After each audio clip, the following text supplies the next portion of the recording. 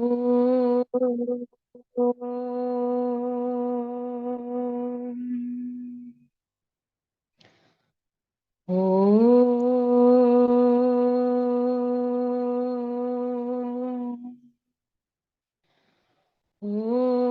Sai Ishwaraya Vidmahe Satyadevaya Dhimahi Tanna Sarva Prachodayat.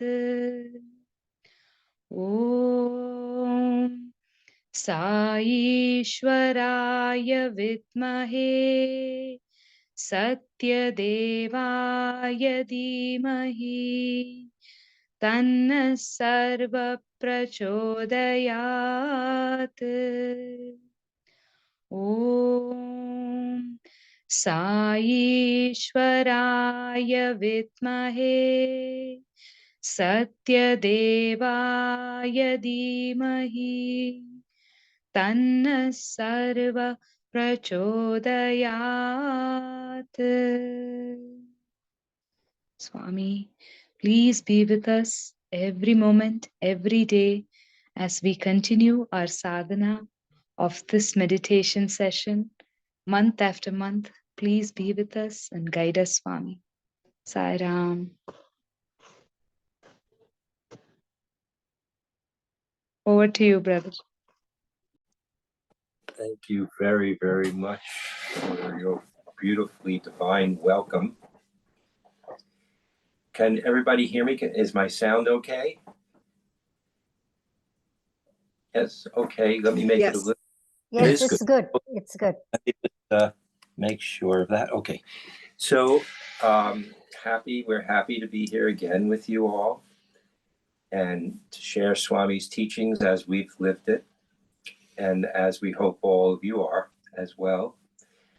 And for this purpose, Swami has come, that we may live his message and we may be his message of love, forgiveness, compassion, and service, loving all and serving all as our own self. So we meditate for this purpose, not for our own enlightenment. We meditate for the benefit of all beings, specifically the benefit of all humanity, and the evolution of consciousness in all beings, specifically humanity. So there may be peace on earth and the golden age of God on earth, as Swami has stated in his mission that he has come for.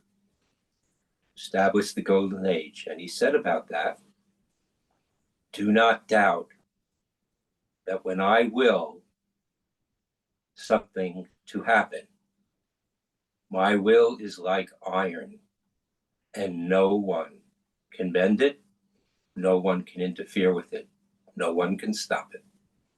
When I will something, and I have willed that the golden age of love and God dawn on earth through the lifetime of the Sai avatar, that means Shirdi Sai, Satya Sai, and Prema Sai Baba, then that will happen. That will be the quality of life on earth within the lifetime of Prema Sai Baba. So we're here tonight so that we may take a step closer to that reality together. And in that, we would like to share before we meditate tonight what meditation is really for in terms of our own individual evolution, because we have work to do. Work for all of humanity and helping all humanity see the light of love as the way, the path, and the goal, and the source. So for our own personal individual sadhana, meditation, and the spiritual practices that Swami has shared with us and putting them into practice, there's 2 steps. The first step is to know through meditation, bhajans, chanting the name, japa, and the like, that we have peace and love within us, that God is within us, that we can feel that. And we focus on that and we feel uplifted thereby when we are in tune with God within and God all around us. As well, the second step must be taken. First step without the second step leads to nowhere. Second step is that we purify our mind and purify our heart and purify our actions. So purification of thought, word, and deed, and specifically purification of the subconscious mind. And by its name, it's obvious that that would be a difficult job because it's subconscious. We don't even know about it. However, nature and life all day long and dreams all night long, the reflection of daily life are the dreams at night, point out to us what work we need to do. And so we can see from what happens to us in our day and how we react to the things that happen around us, what things we have to work through subconsciously. Now, as devotees, we want to know that. We don't want to avoid knowing that. That's spiritual sadhana. So as painful as it might be to take a really clear, long, hard look at ourselves and how we behave, as painful as that might be, it's absolutely necessary if you want to know who you really are. Now, in this regard, there's 2 levels or more of this, but they can basically be defined in 2 levels. The experience, or 3 levels, the experiences we've had in this life, trauma, pain, joy, extreme joy, sorrow, all the pains and sorrows of this life and joys and happinesses and ecstasies of this life in the outer realm. And those experiences, then the ones we've had in past lives, which we don't really remember, but do influence our daily actions and the way we think about things and the way we behave and the words we use. So we don't know about those past lives because just think, if you knew about all your past lives as much as you knew about this life, it would be a mountain of burden, overwhelmingly depressing, and we would think we can never get through this all. But there, by the grace of God, go I, and there by the grace of God go we. The third level of this are the vasanas. The vasanas are the seed desires that stimulate us to do really stupid things, life after life after life after life. Things that are not dharmic, things that are not in the interest of the salvation of ourselves and all of humanity, and take us away from our awareness of the oneness of love and God. These are the vasanas. The seed desires. We can name a few. I'll give a couple of examples. The desire for money, when you have enough. Oh, I want more. I'm insecure. I need more. I need more. I need more. I need more. Not trusting that when you do God's work, God does your work. God takes care of your needs and your family's needs. Not trusting that. Anything that interferes with that absolute oneness that Krishna guaranteed in the Bhagavad Gita to Arjuna and everybody else who listened and read through the millennium, anything that interferes with that relationship with Krishna is a vasana. And those vasanas are really hard to uproot. They're deep, deep in, lifetime after lifetime after lifetime. That's only one of them. Another one is attachment to children, attachment to family, feeling like you have to be married, you can't go on alone, feeling like if you don't have a house over your head, you're going to die, and, all these things. Well, the yogis don't think like that. So, attachments to grandchildren, if you have them, it's not that it's okay to have children and grandchildren. We have children. Our children, when they misbehave and do things that are really dumb in their 20s, they are. And then, from our own lives, we know we did really dumb things in our 20s. Well, it's just the way it is. God is taking care of them. God has a relationship with them. And that's God's child, not my child, actually. I was just a custodian for the first 18 years for sure, and ever after that if they call upon me. But I don't interfere with their lives and tell them what to do. So I stay away from that vasana if I can. And on we could go. There are many, and that's just a few. But what fears you have and what things you hold on to, what desires you have unfulfilled and want. Somebody was telling me the other day, I never had a love marriage. I had an arranged marriage. I always wanted a love marriage. I prayed to Baba for a love marriage, but he gave me an arranged marriage. So I always did want a love marriage. So I got mad at Baba for not giving me a love marriage. Well, guess what? They're going to have one more life, maybe two, maybe three, until they get the love marriage that they want, and or they let go of that desire. Because love is everything, everyone. And romantic love is a psychotic state, actually. The endorphins are running wild. The neurotransmitters and the opioids and the cannabinoids are just stimulating everything. And all we see is a cloud of love and blinded to the actual reality of who we're involved with, married or whatever it may be.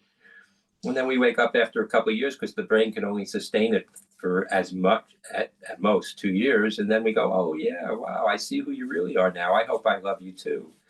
You love me, you know. So there's many vasanas, you know, the ones that you are struggling with, wrestling with. So we don't have to get into that. So now Roseanne's going to read some of Swami's thoughts about all of this. And it is about subconscious cleansing, which is just letting go and letting God. Just being the witness of life and not the reactor or the actor within life. God's the actor within you. And there's no need for reactions, because whatever God decides is coming down the pipe and that's exactly the perfect thing for each one of us.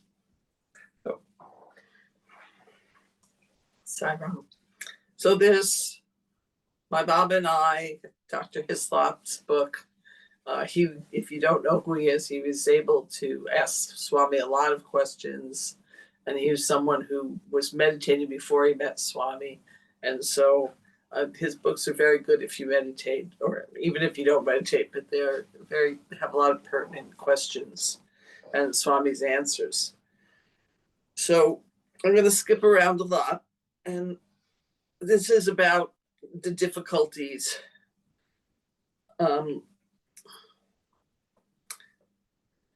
He says, the initial step to know oneself as pure consciousness is not difficult. The difficulty is to be established in that pure consciousness. And then Dr. Hislop is saying, as an adult, we are intent on realizing the truth, but we feel like we're worlds away from it because things change. Our life, we go through all these different things in our lives, and that somehow in meditation we can get to the point where we can see the changes, but we know that we're not the changes, that we're somewhat deeper than that. And becoming established is the hardest part because you have to do it constantly. It's not something that happens once. It's something that is a practice for a whole life. So he says, we feel the way into consciousness, and it will be realized that at a very deep level in our being, nothing has happened, either outside the skin or within the skin, that has had the slightest effect on that beingness, that remains untouched and unchanged. The point of deep awareness is quickly abandoned by our fascination with the phenomenal world. About this, Baba informs us that for consciousness to remain firm in non-differentiation into identity and object, the mind must burn itself in total surrender to the deep, undifferentiated state, to the divine. There must be that final moment of total surrender to God. So as we meditate, we've been meditating for quite a while together. And I know people have asked questions, and the process is a lifelong process. We have moments when we really have the experience of our oneness, and then we lose it because of the mind. And in the way that the vasanas fit in is that we have these tendencies that we carry from lifetime to lifetime that get in the way of our seeing who we really are. So that every time they come up in our meditation, or every time they come up in our life, in our day-to-day life, we have to notice them. Just a few things, because we've been thinking about this, and I just want to share some very simple, kind of dumb things about myself that, were interfering on a subconscious level with my knowing who I was. And one is, last night, Al and I were out to dinner for Valentine's Day, and we were talking about this particular period of time in our life that was very stressful and hard. And we sort of complain about the same thing. We kind of relive it. And then suddenly I remembered some other thing that had happened at the same time that I was upset about and that I had just completely blocked out, that I had felt rejected by someone and very hurt. And I had been carrying that around for 30 something years, like 35 years, and never remembered it. And it came up, and I could now forgive myself and forgive the person and let it go. Can I say? Yes, definitely. I'm going to say what it really was. No, don't. Don't? No, just, it's not necessary. But you can talk about it. So what happens in life basically is that things get repeated. So we had a wonderful teacher named Hilda Charlton, and she kept us away from each other because she knew that we were going to get married from the moment she met both of us. I mean, met Roseanne, actually. She knew we were going to get married when she took Mahasamadhi, which she did. And she wanted that to teach each of us, because we were very close to her. I was her driver, and Roseanne helped her write her books. And Sai Baba in Al's second interview was like, "Oh, your wife's here." Right. So Sai Baba kept me with her and was insistent I take care of her and drive her around and things like that. So of course, Hilda was one of the first Westerners. I think actually the second Westerner that ever stayed at Prashanti Nilayam. And she was friends with Kastori and everything like that. And they lived at Prashanti Nilayam. They had a room next to each other. So they were very, very good friends. And so Roseanne felt hurt because we couldn't, she wanted to be with Hilda too. And she didn't know this at the time. And Hilda was like, knowing it, I was living in the house because I'm the driver, so she couldn't. So that hurt. So in regard to this, life will continuously mirror to us the pain of what we don't want to face in ourselves or have forgotten about and buried deep within our subconscious mind. And it will reflect that back to us in an experience so that it can become conscious. And as devotees on the path of spirituality and love, we want to be conscious of it so we can let it go. Because you can't let go of something you're not conscious of. And so in meditation, all these things come up. They can come up, in conversations or remembering in just regular day-to-day life.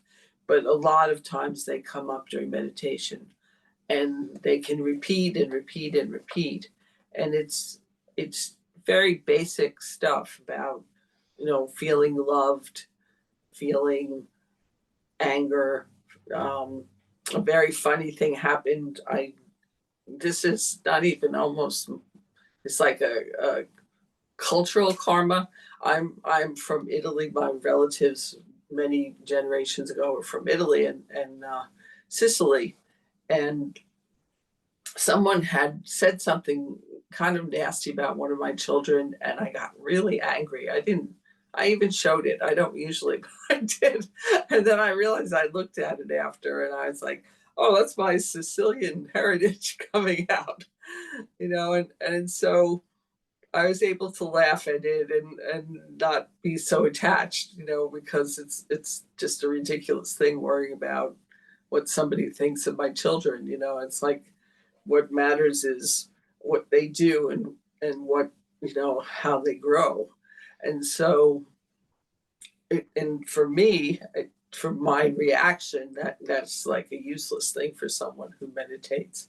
So I was able to laugh at it and just see that it was just a sort of an artifact of the way many generations, I guess, in that sort of culture, you had to be very careful. A lot of people came through from it was an island, and many different cultures came in and took over, and so probably they got down to the family unit, very frightened of the world kind of thing, and got defensive, and then also there's like the infamous mafia and all that people from those cultures. So it was a very interesting thing that even though my family is very, very quiet and passive, there's still that kind of anger that's in underneath, that had to be noticed. So, and this is just, if you keep looking, you'll find stuff. If we don't look, we don't find anything, but this stuff comes up, and they're vasanas. So the way Swami, this isn't in the book, but I remember it, what Swami says, and I think it's a traditional thing, that we have these attachments and tendencies, and so they're the seeds of anger, the seeds of desire, the seeds of jealousy, the seeds of unhappiness. And so what we have to do is fry the seeds so that they don't sprout. And we fry them in the fire of sadhana, which is meditation. You want to say something? Yes, you need a drink. Yes. So basically, that's our work, that's our sadhana, to consistently watch what comes up in our mind. And when we have the ability to be aware of it, to let it go. And if it's hard to let go, there's a very secret formula that's not so secret to the devotees, but Swami's made it known. Just offer it to Swami. God within you is the doer. Two things that I always remember. Swami saying, God within us is the doer. Three things. All things are done by God. Everything is the will of God, and everything is done by God. Everything. And originating from that was the point that Swami once made very publicly to all of us who were Jewish, when he put the Jewish star on the symbol and said everywhere outside of India, everywhere, east, west, doesn't matter, should have this Jewish star on it, because it's in India, there were only 500 Jews, and they all went to Israel eventually. But at the time, in 1978, 80. So he said, there are no victims. Now, to say that to Jewish people, with 6 million people who were killed in concentration camps, is the most horrible thing a person can ever say to a Jewish person. But Swami can say it because it's the truth. And when he said that, one person in the 25 or so Jewish people that were celebrating, and Dr. Hislop was there, and Michael Goldstein, Dr. Bhagavatam at the time, this Jewish woman who was about 10 years older than me or so, yelled at Swami, what do you mean? And started yelling at him. And he said, you don't understand. Humans can't understand, but God knows the reasons why. And there are no victims. God knows, humans can't. That's exactly what he said. So with that in mind, horrible things from an earthly human point of view happen on earth. Horrible things. I mean, but it's all God's will, and there are no victims if we have faith that what Swami says is true. And Swami pounded that into me. I mean, he repeated that in many different ways throughout the, 30 years or so, 33 years that I was with him physically, and made it very clear. Everything is his will. And he told me that. And he told it to Roseanne. And he said also to have faith, just to believe that God is the only doer, and live in that consciousness.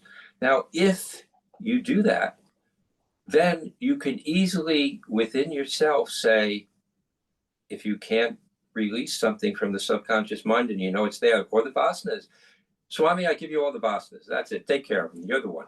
You're in charge. I'm surrendered to you, Sharanagati. You want me to do anything, that's up to you. But I'm not going to do anything without you. So you're the doer. If I mess up, you're doing the messing up.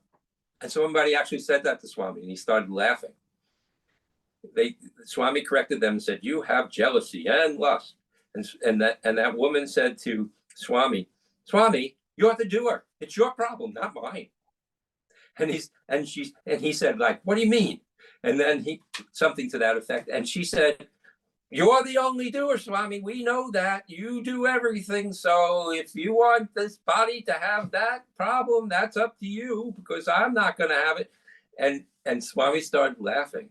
And then he said, you can't jump levels of consciousness. You have to be where you are.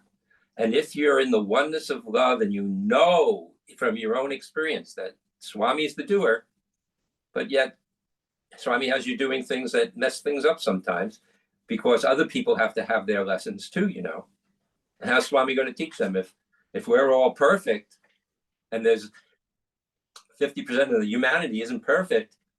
And how is that 50% going to learn spiritual lessons of love unless we make a mistake and then correct ourselves in front of them? And then they see it. So every night before I go to bed, I pray to Swami, whatever happened in the day, it's your will. And I pray that it was satisfying and perfect in your will. And whatever I had as an egotistical action, thought, word, or deed, please forgive me. I pray that you'll just continue your will manifesting, and not only that, and no ego. And every night I pray that way. And every morning when I get up, I try to remember if my blood sugar isn't too low. But, you know, that's how we live life. So if you mess up, just give it to Swami. He's the doer. And if you can't release something, say, Swami, you take care of this. You're the doer. Here's the vasanas. I don't want to bother with them anymore. You have them. He says, take the viewpoint that God is working through you. And Hislop says, what do you mean, Swami? Does that apply to the actual actions taking place every day? And Swami says, you think you are engaging in the action, but it is your body doing so, or your mind, or your intelligence. But God is working through them. It is only the Atma in you, which is the source of action. The Atma is God. And then Hislop says something about when I die, and then Sai Baba says, interrupts him and says, who are you? You do not die. The body is like clothes, off and on. And then he says, then after the body dies, I take another? Why? And Sai Baba says, balance of desires. Desires are like seeds, they sprout. These desires cause rebirth. Finish with desires, no more birth. Mind is a bundle of desires. So when we meditate, we get very, very easy evidence of that bundle of desires. So meditation is continuously letting go of thoughts and feelings, desires, attachments, just continuously letting go. We are not our mind. We can be the witness of our thoughts and feelings. We are not the body mind. And the body and the mind are one. I mean, there is the mental body that stays on if you have a strong desire after the body leaves, but we're not in that state. If you're a devotee of Swami, it's just body mind. It's not body then mind. If you're a devotee of Swami, you've already given up your mind to Swami. It's just that it's lingering, but it's not going to linger at the time of passing of the body. And you're going to be able to say Om Shri Sai Ram, or some version of that, Om Namah Shivaya, or Om Namo Narayana, Om Hare Krishna, or Om Jesus, whatever, Om Shalom. And there won't be any more need to get reborn, unless you want to be with Prema Sai Baba, which is a desire to be with God and serve in that particular way till the mission is accomplished. That's up to you, Baba. But I pray, thy will be done. Not my will, thy will. That's how I pray every day. I don't know about Roseanne. She probably prays, Swami, will you take care of him, please? That's my will. Correct him. No, I'm kidding. First thing I do that prayer, that Swami gave us first thing in the morning, offer my day to God, and then at night I offer everything I did to God. I am determined to carry out all actions this day as offerings to thee. Please make my every thought, word, and deed pure and sacred. You are the only doer. Something to that effect, right? I can never remember it just if I have my eyes open. I can say it perfectly with my eyes closed. I offer my everything to you this day. Anyway, I'm not going to do that. And then when you go to bed at night, say, thank you, Swami, for the day. Everything was you. The tasks that you gave me today are done. It was you who made me walk, talk, think, and act. And so I offer all my thoughts, words, and deeds to you. Receive me, I am coming home. Yeah, I can do it with my eyes closed. I can't do it with my eyes open. It's amazing. It helps to have Roseanne here. But those are two very deep prayers. They seem not deep. Swami says, say them every day. Right. And they work. So let's meditate, right? Now, I want to stress one thing. You can't meditate just once a month with us. I mean, that's not how it works. Meditation is like brushing your teeth. Every day, once a day, twice is better than once a day. If you can make it 30 minutes is best, because about 23 minutes, the mind stops. It goes into a synchronicity of brainwave patterns at about 23 minutes, with the front and the back synchronized, the left and the right synchronized. And then from 23 to 30 minutes, you get holistic synchronization like this. That's the oneness of God. It's a pulsation of love. And if you're sitting in that for a few minutes, that is deeply dissolving the stresses and the vasanas of all the lifetimes. And if you do that ardently every day, once or twice a day, Swami's grace just pours on you. Not even trickles, I mean pours. Because he knows you're making a real effort and you're walking against the tide of this material world to do it.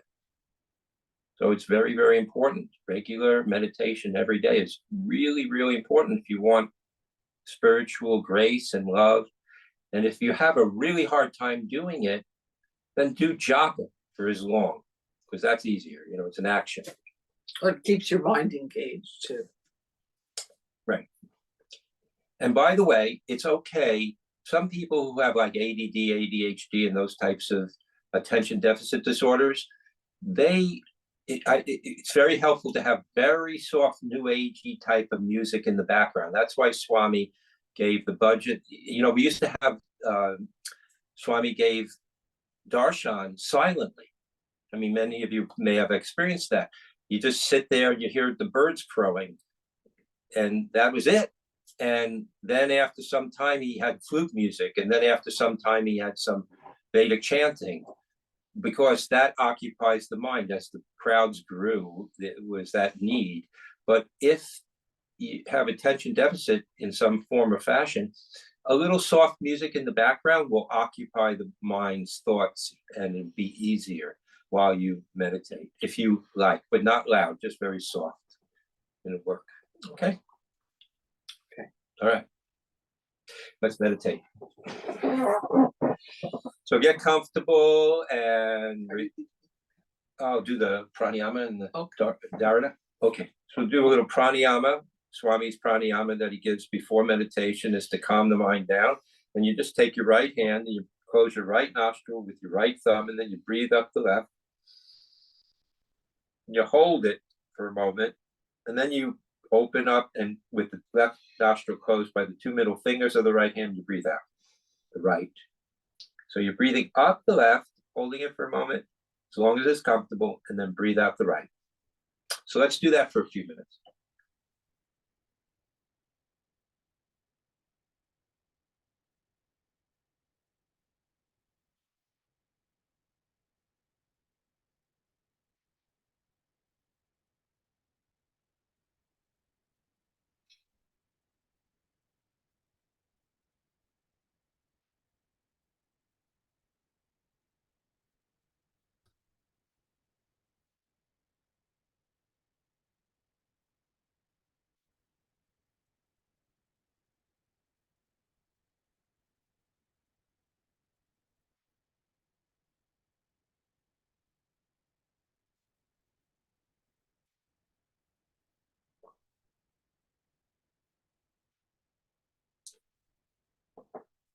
Okay, so now let's do some dharana. Dharana is what Swami said Ramana Maharshi used to do on a star in the night.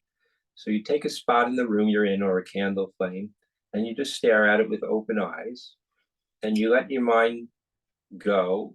You let it be blank if possible. If there's any thought in the mind, come back gently, easily, effortlessly to Om in the mind.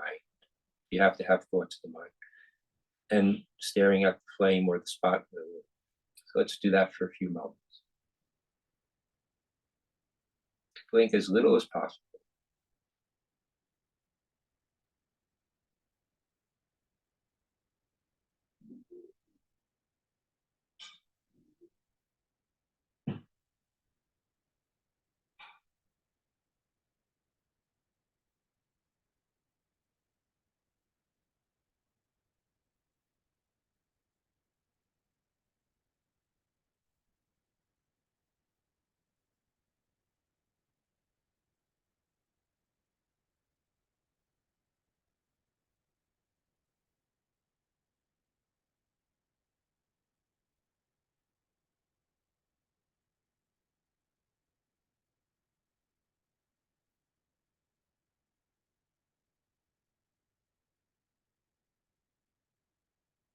This focus is the intensity of the mind.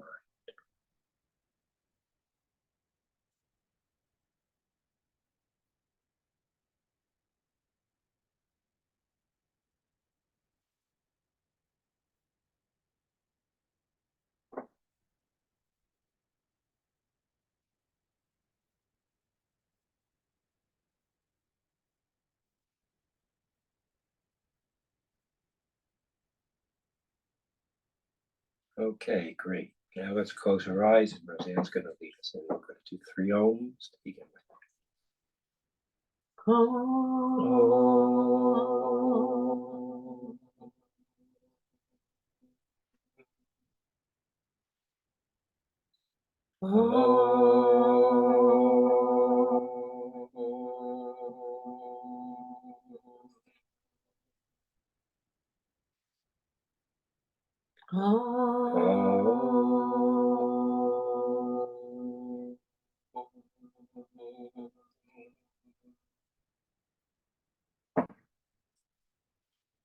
Check your posture. Make sure you're sitting up straight. If you're sitting in a chair, your feet are flat. Back is straight. Neck is straight. Just feel the alignment.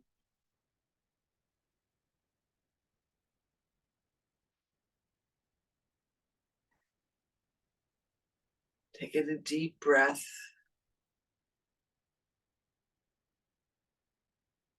Breathe out.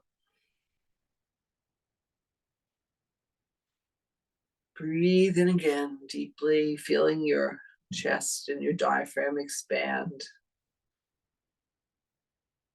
Hold it a second and breathe out. Let all tiredness leave your body. Breathe in again. Hold it and breathe out. Let everything old leave your body. Breathe in this breath of God. Hold it. And breathe out all the old thoughts. Let them go. Okay, just breathe in again. Feel full of light.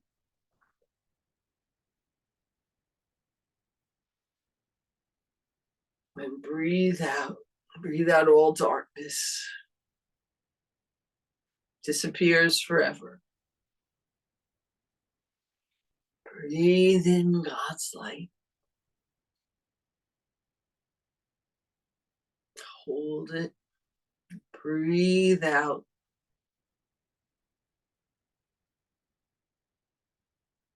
Do this on your own for a few minutes. Concentrating on the breath.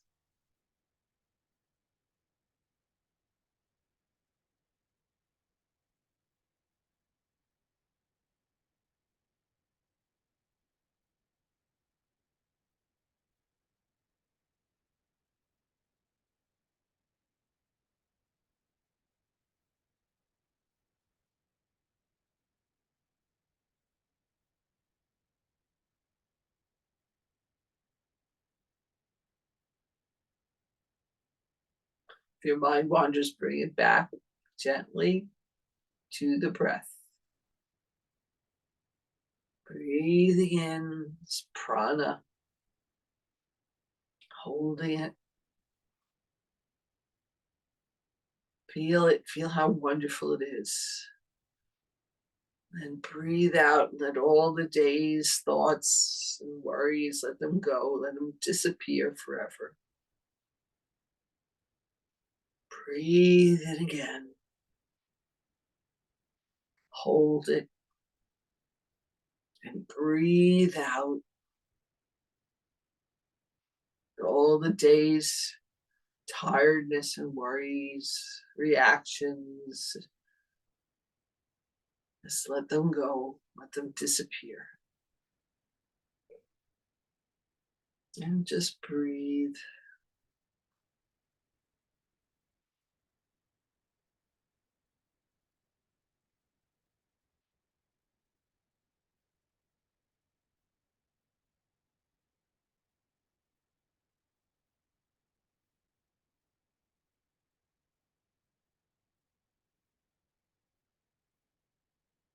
Feel the light within your heart. With each breath getting brighter.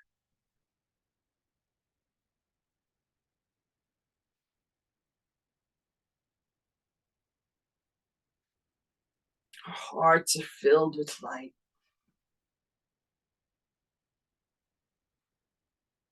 That's the heart chakra in the center of the chest. And just breathe and feel the love.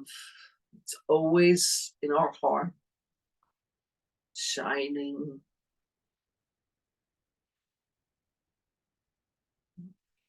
And all the thoughts of the day disappear.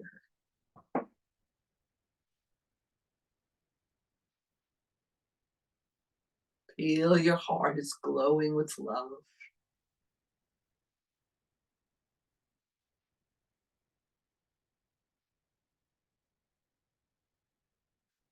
You can picture Sai Baba in your heart, sitting on his throne. He's always there. His love is just flowing always. All we have to do is quiet our mind and let ourselves be full of this love. He has never left us.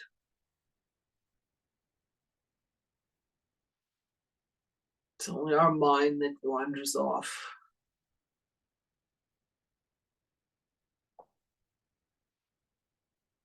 Feel his love. Feel him sitting on that throne in your heart. You can picture him. He's just looking at us so lovingly, so peacefully.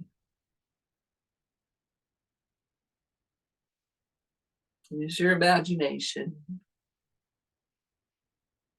He's there, shining, filling us with love.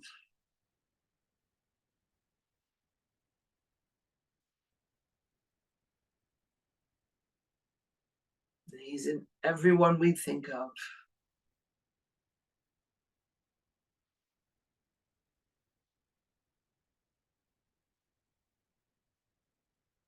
Just feel him in your heart.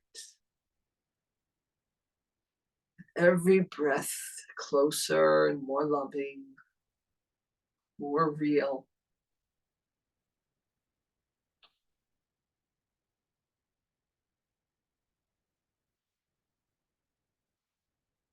Just talk to him, tell him how much you love him. How we'd be lost without him, how he saved us. Continues to save us every day. Feel that love. Feel that divine love. He sits in our heart.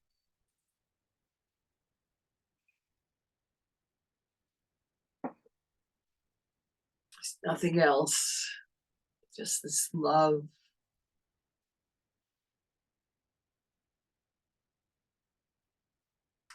everything go.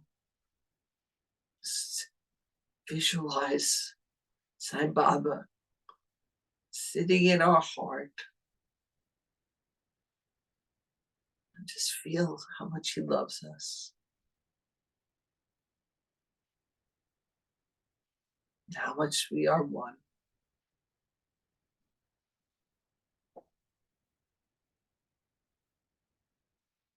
There's nothing outside. Nothing.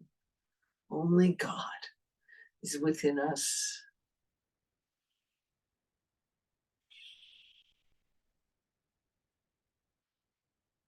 Feel the love.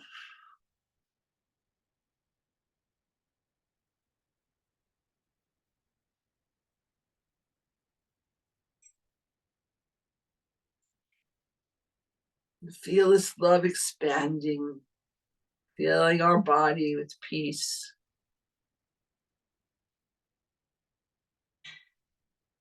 Filling our hands with desire to serve.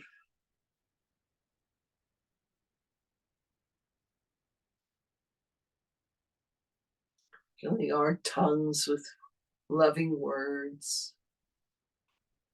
Feel this wonderful love flowing out of our heart, shining in our body, in our ears. We hear the divine in everything. In our eyes, and we see that light shining in everyone. Feel it expanding to the top of our head. Feel the oneness.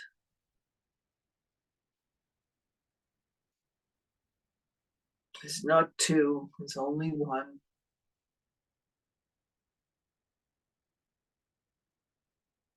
Feel this light expanding.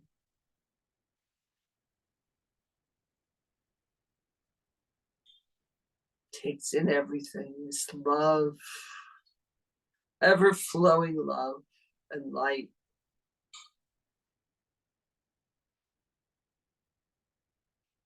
So our divine self expands. Feel the light shining out all around you.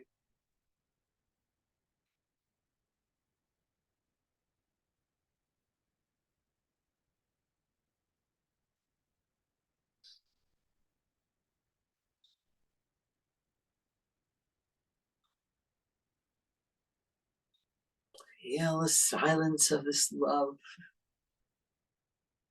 ever expanding.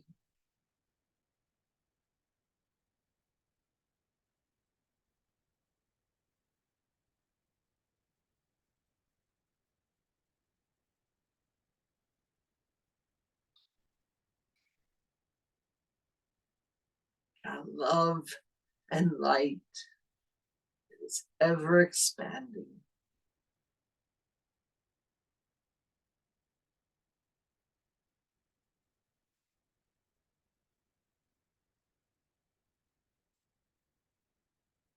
Thoughts come in, just gently.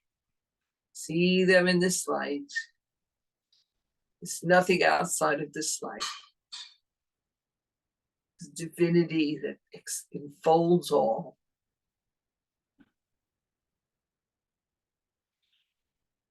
Shining.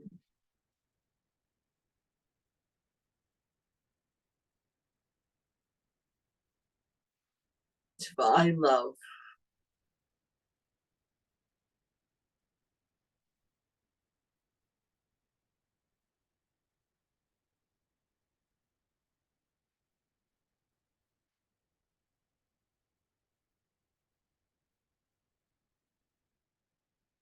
They are God's love.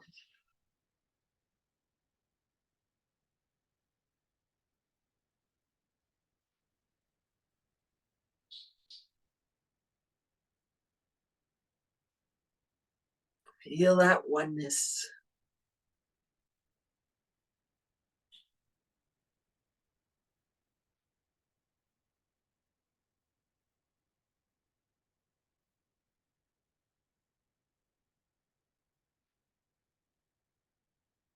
Feel God's oneness.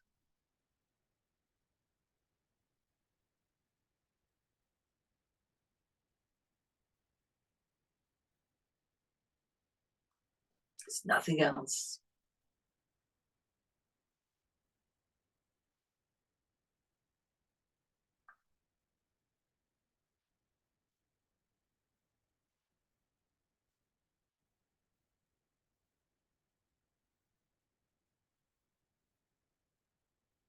Rest in the silence of your being. Silence behind the drama of life. Always there, the white screen behind the movie. Always there. Just rest in that. Let go of the mind, everything that is. Keep watching it until it dissolves. Beingness, being. Love that is everywhere. It's God's being in you, in me, in everyone, everywhere, all the time. Rest in that golden love, kingdom of God.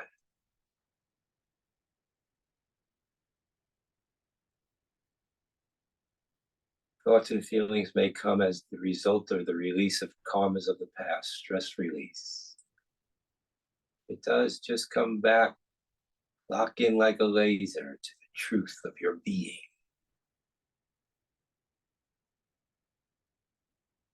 Truth is, we were never born and we will never die. The true you was never born and will never die. As Krishna pointed out to Arjuna.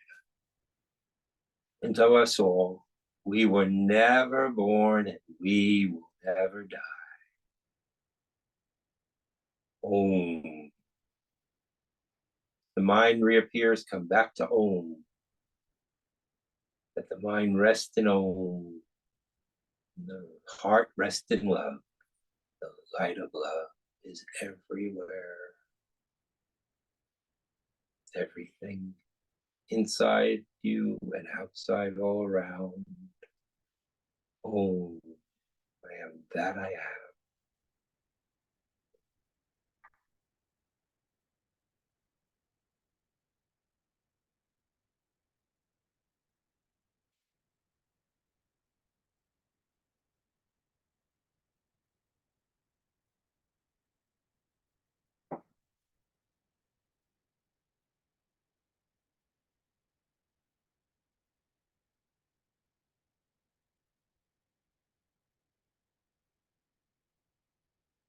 I am that I am.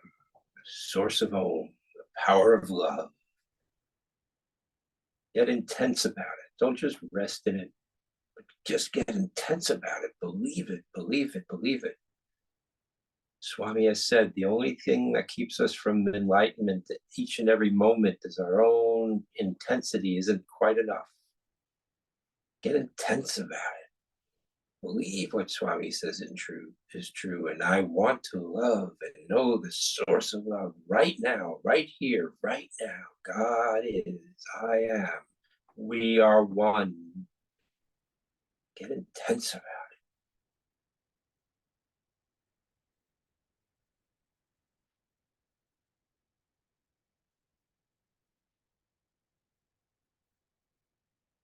Don't just settle for bliss. Bliss is only one stage. Go deep into bliss. Go deep into the reality of love. Go deep. Don't rest in bliss. Go deeper than that. Don't rest in peace. Go deeper than that. The peace that will set you free is the love within your own self. Truth. Self. The source of Om. That is the self. The source of Om. Go deep into that. I am that I am.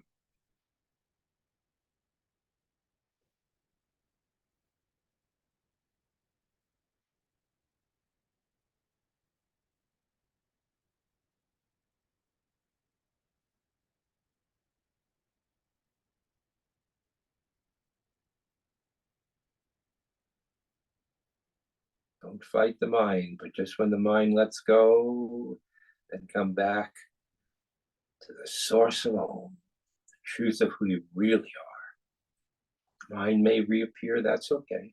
Stress release, karma being dissolved. When it's over, come back to the truth that sets you free. We are one, we are one, we are one. One God, one love, one life. Truth. Om.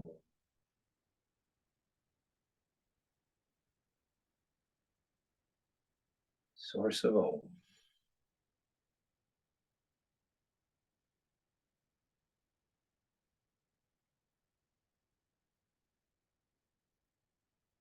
Don't worry about your family or food or shelter or money. Doesn't matter right now. You can take it back later. All there is God. Let go of everything else. Let go of the dream. Let go of the Maya, of illusion.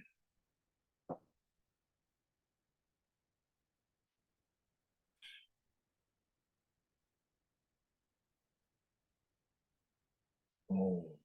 We were never born and we will never die. Om. That means before the Big Bang, I am that I am.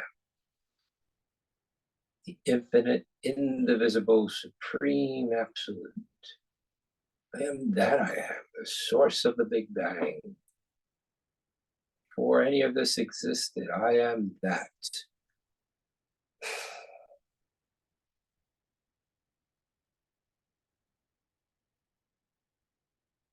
Be that now.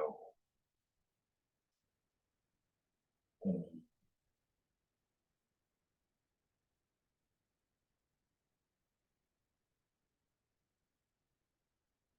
Swami, set us free.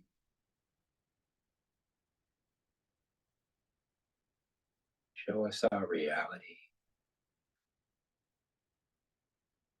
Take away the Maya. Take us home. While in the body, give us Jivan Mukti. Swami, Aham Brahmasmi. Swami, please.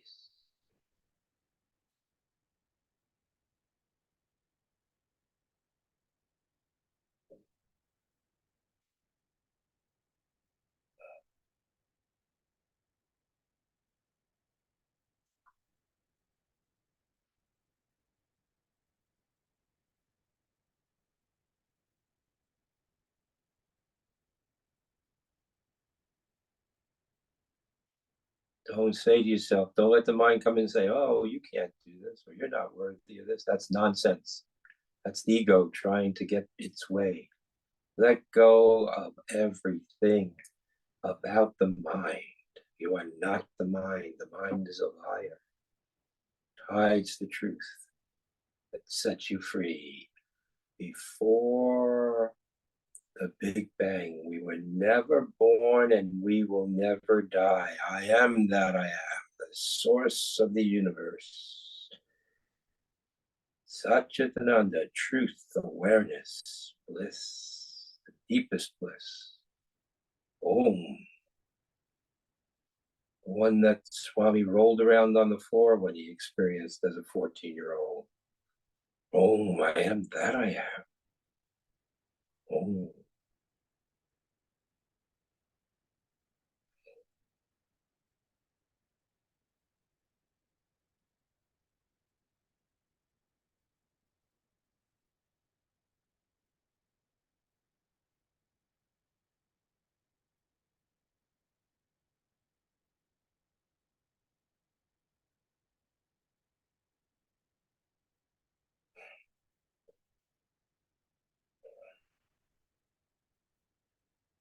Grace of God, be with us.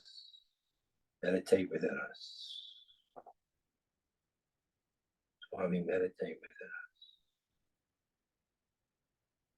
We were never born and we will never die. The ocean of love. These raindrops of love are coming back into the ocean of love. Om.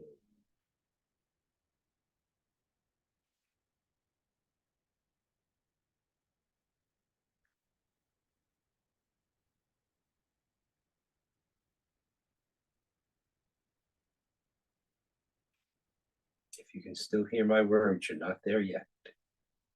The words are disturbing to you. Let go of the words. Go deeper, deeper, deeper, deeper. I am that I am.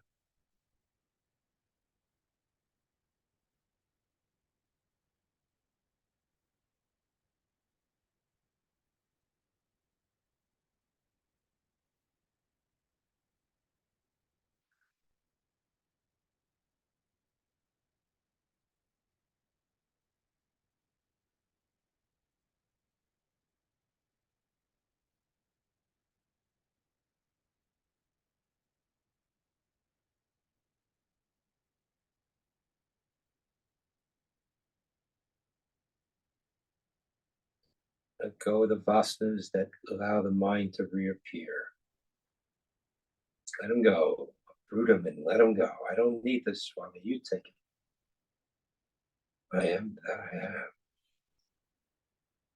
Indivisible, supreme, absolute. Aham Brahmasmi. Om. Source of Om. Source of creation.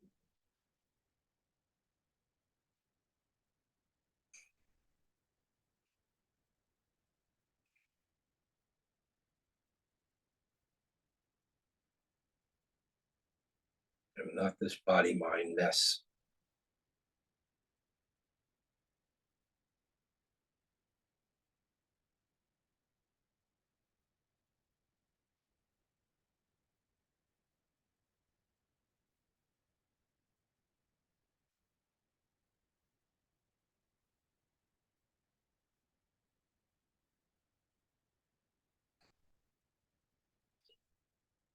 Om Namah Shivaya.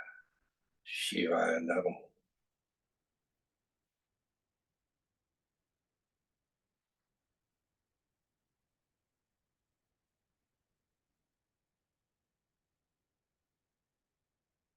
Om Namo Narayana. Om Namah Shivaya. Om Namo Narayana. Om Namah Shivaya. Om Namo Narayana. Om Namah Shivaya. Om Durga Lakshmi Saraswati Parvati Ma. Om Namo Narayana. Om Namah Shivaya.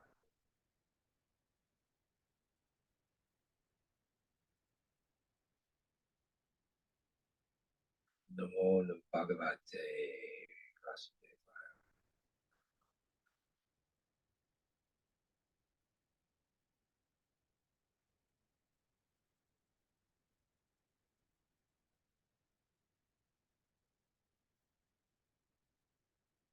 Namo Namah.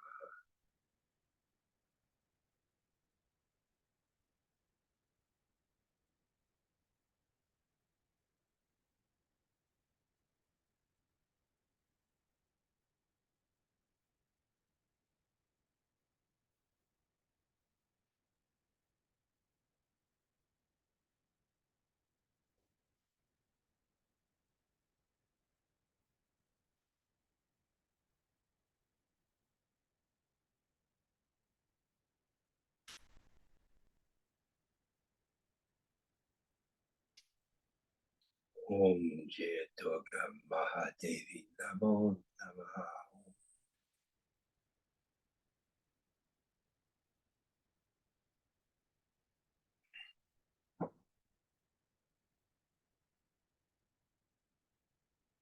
Om Kalima Namo Namaha.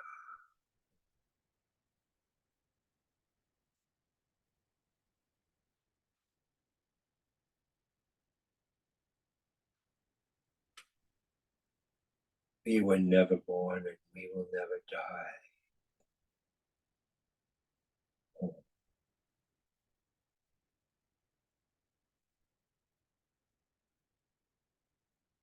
Before all of creation, we are that. We are that. I am that I am. I am I.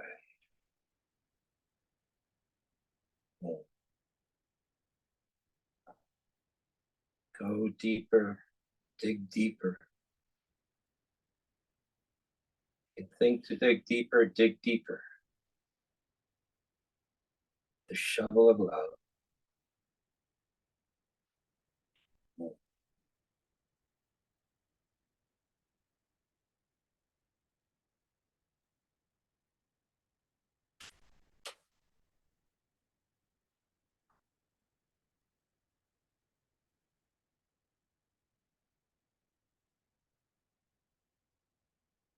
Don't get tired, yogis and yoginis on the Ganges of love, life. Breathe the pranayama through the top of the head. Take 9 deep breaths if you're falling asleep, and breathe it, hold the last breath, and then shoot it through the top of your head. And do that as many times as it takes to stay awake. Find God within you tonight. Don't stop until you find the truth within you. We were never born and we will never die. I am that, the indivisible, supreme, absolute. Satchitananda. Hum Brahmasmi.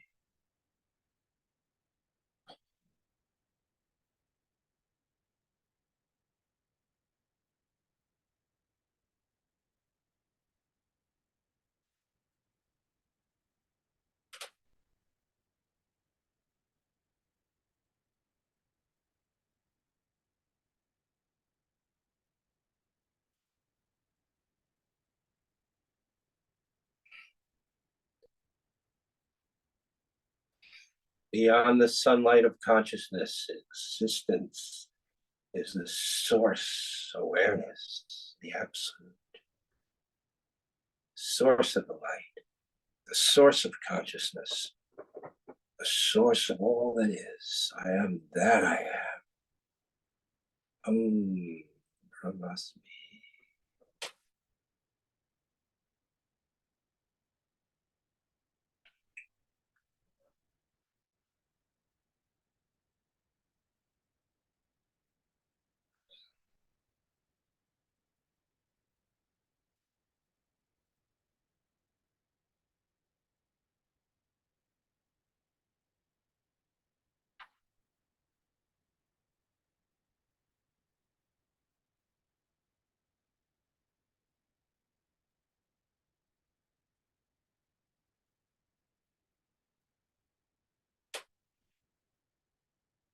Mind keeps coming in. We call upon Shiva. Mahashivaratri is just around the corner. Astrologically, we're already there almost. We call upon Shiva to dissolve all desires, all the vasanas, dissolve the mind this moment. Dissolve our thoughts, dissolve our feelings. We are not attached to it. Let it be shattered.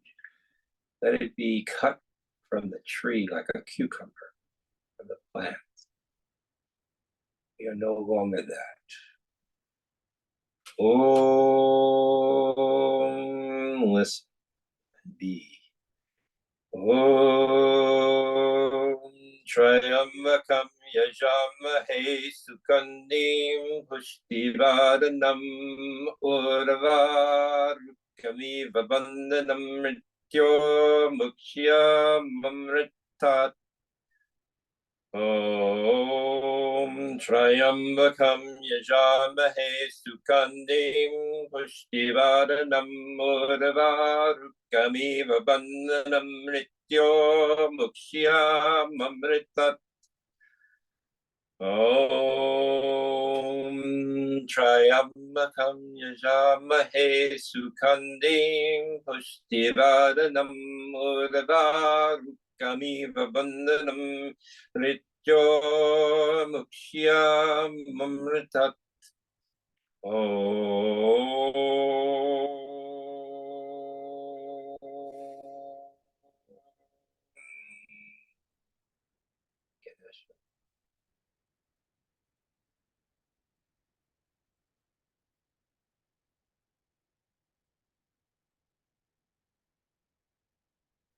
Skanda.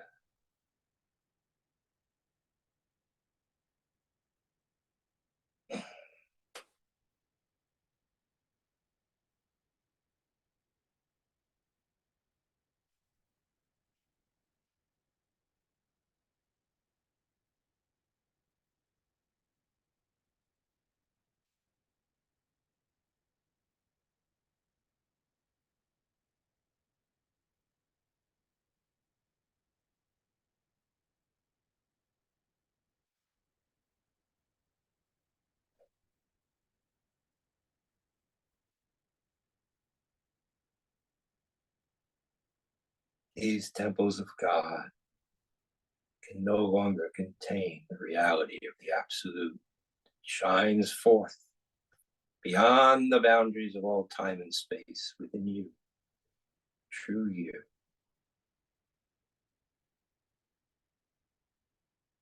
And when we come back into these temples, we're not going to leave that reality behind tonight. We're going to live it, breathe it, think it, act it, be it. Thought, word, and deed. Uphold the Dharma on earth of peace, love, and compassion, loving all and serving all. We take this vow, Swami. We take this vow tonight. Take this vow never to forget the truth of who we are, our oneness of love. We take this vow tonight, Swami. We've meditated together for almost 2 years, maybe more. And here we are tonight. We take this vow, Swami, never to forget the truth of our oneness of love. Thought, word, and deed in every moment throughout the day and night. And if we stumble and fall, pick us up and we march on to the glory that is this beautiful love oneness, to the glory of the Absolute in human form, each and every one of us. The glory of the Absolute Godhead in human form. Take this vow, Swami, never to forget. To be it, day and night, 24/7. Your grace may it be upon us. Please.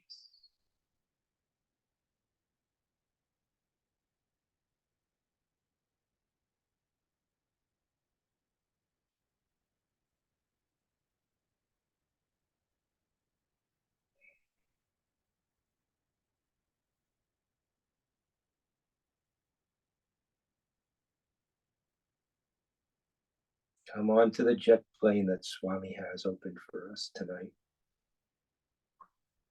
Come back to the truth, who we are. Be the truth. Be the love that you are. Om.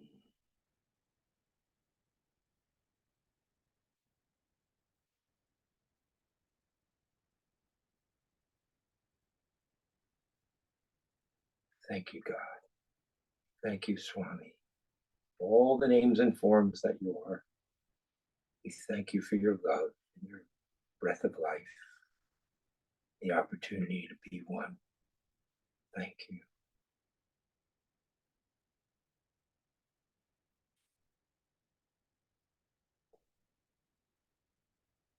Thank you for the love that you shared while living on earth in a human form.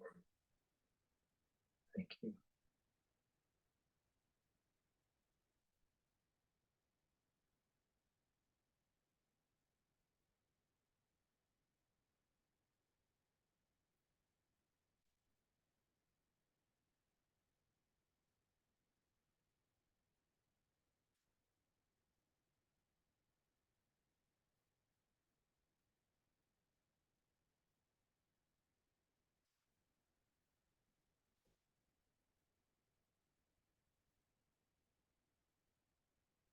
So begin to breathe this life of love, this existence, this awareness back into the body, temple, into the altar of the heart. Begin to breathe it back down. Take your time, no rush. Keep the eyes closed for a good 3 minutes at least, while coming back into these temples. Breathing it back into the altar of the heart, the eternal flame of love that is God within you, in its full glory on that altar.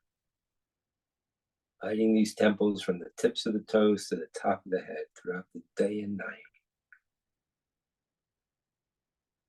Swami has said, yes, I am God, and so are you. When he said it, you don't know it yet. We'll know it tonight. We are all avatars. We are all God in human form. Not as gloriously 16 qualities of God like Swami, but nevertheless, we are all God in human form.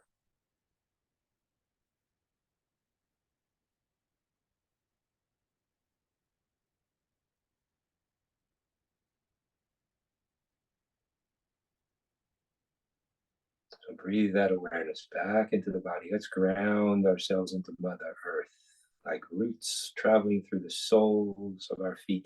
Our energy travels through the soles of our feet like trees in the forest and connects deeply into the core of the Mother Earth, from which these bodies have come, grounding us. From the base of our spine, there's a beam of red-orange light that just grounds us, anchors us to the core of the Mother, the heart of the Mother Earth, very central part of the Mother Earth, grounding us, grounding us, grounding us. Very important to be grounded while living love on Earth.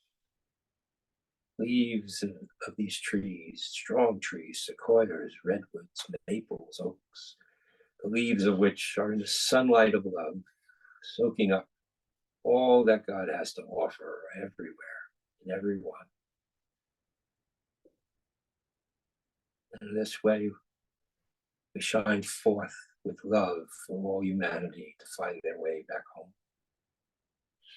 Be that. Don't doubt it. Doubting is only in the mind. Don't pay attention to the mind. We are not our mind. No matter what it might say, we are not that.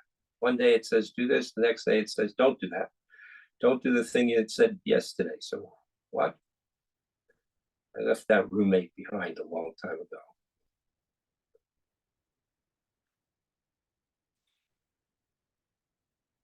Don't pay attention. Follow your heart. Conscience within you is the voice of God.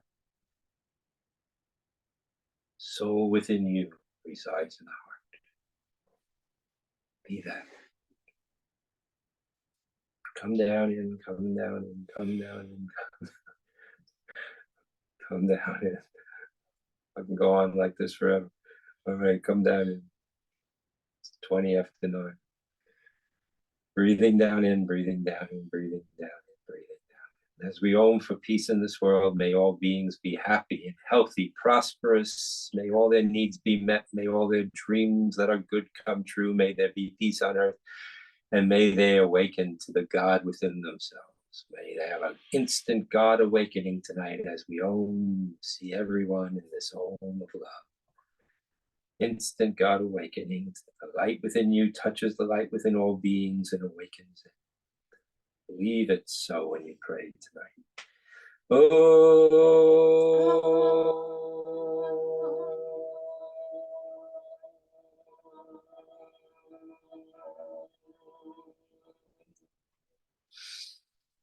Oh.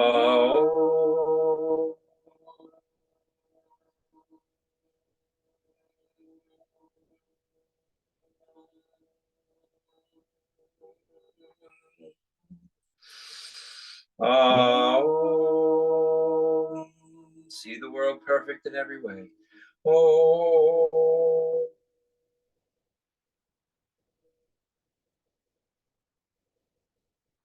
Peace on earth. Shanti, Shanti, Shanti.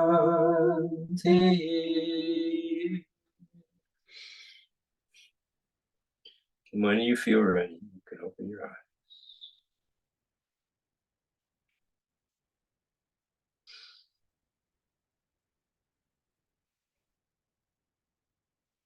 Raindrops have returned to the ocean.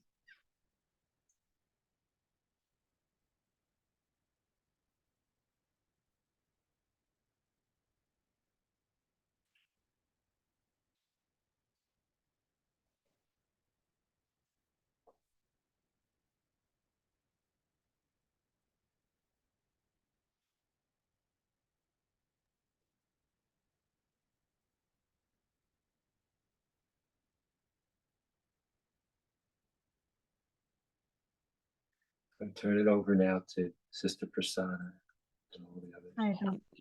Etc. I know. Thank you, brother. Thank you for taking us, both of you, sister, taking us through this beautiful journey towards our true self. It was wonderful as usual. Last time we were in the ocean and now we are raindrops. Just getting back there as you finished it. But there were so many different things that we could hear the source of warmth as you were taking us through this journey. The miracles that the meditation can take us through is, I think we are all blessed to experience it. And I know you like to ask us all of our experiences. Do you want to hear it? Yes, lovely. If you can open the mics for people to share if they would like or ask. Yeah, please unmute yourself if you have any comments and you want to share anything.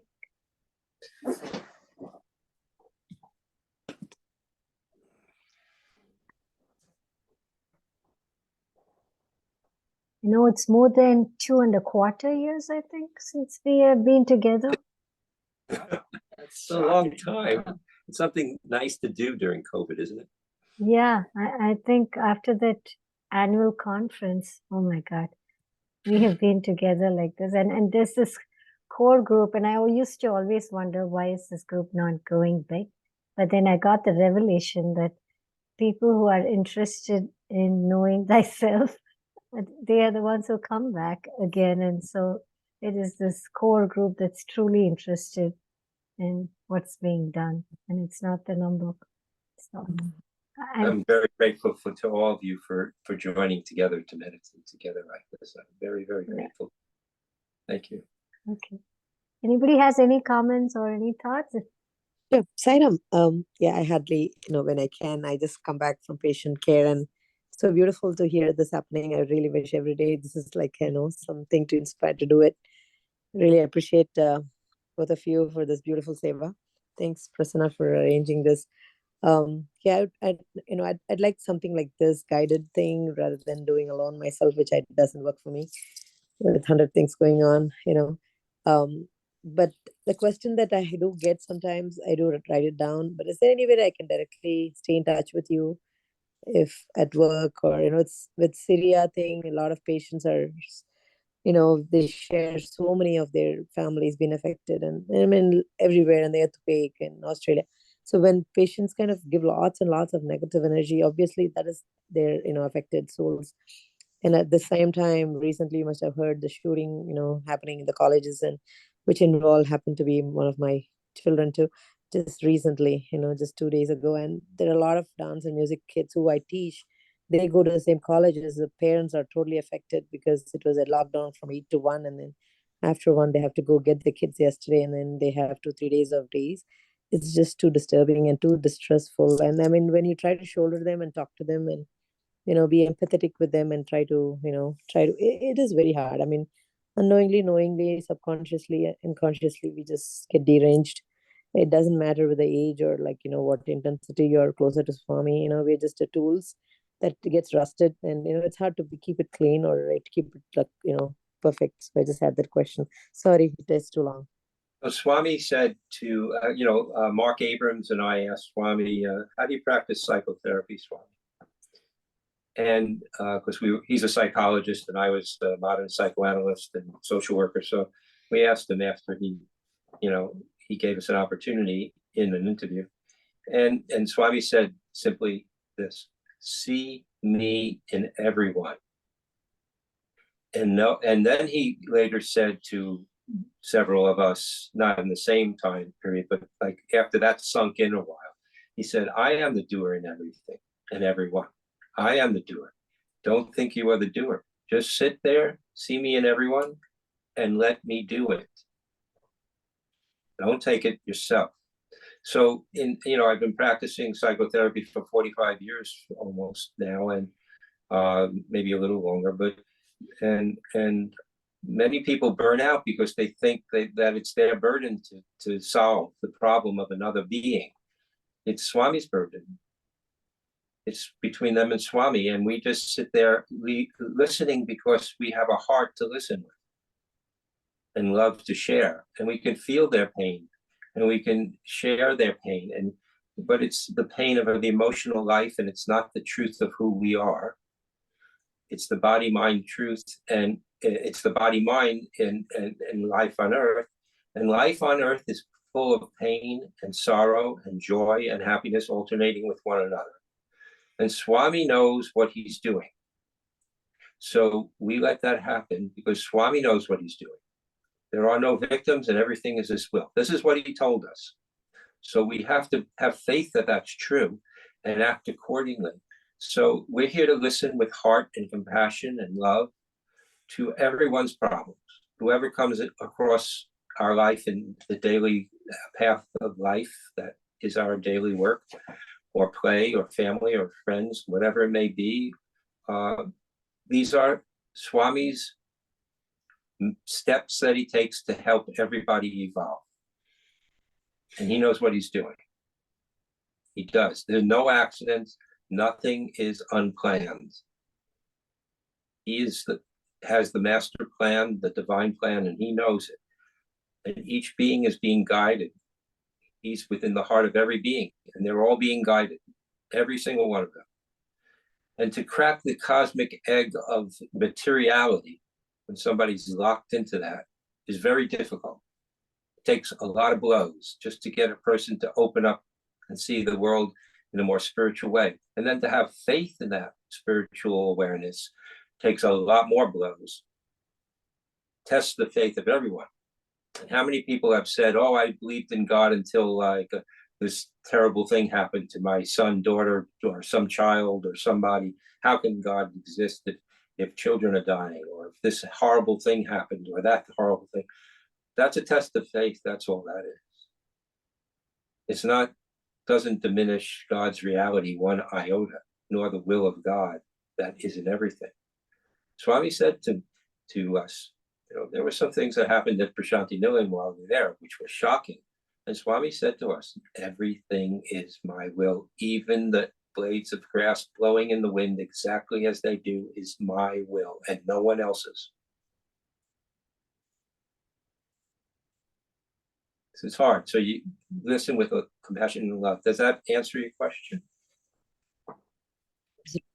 Absolutely. And I feel like in a lot of youngsters, especially, there are lots of youngsters, right now the recession is very bad too. So, it's more like middle age or whatever. Things, may provoke the other people around them, surrounding them. So we all feel Swami's will, like blade of grass moves only with his will. But people take that ownership, like Swami is doing, and then they feel like that's the difference, that things happen, truly considering Swami's will. At the same time, people take that's their will is what it is, God's will. And, I don't know, it's a very, I just thought it's hard. You can, Prasanna can share my contact information anytime it becomes too problematic, just call me. But the fact of the matter is, you're the lighthouse. Nobody else has to believe what you believe, but you have to be what you believe.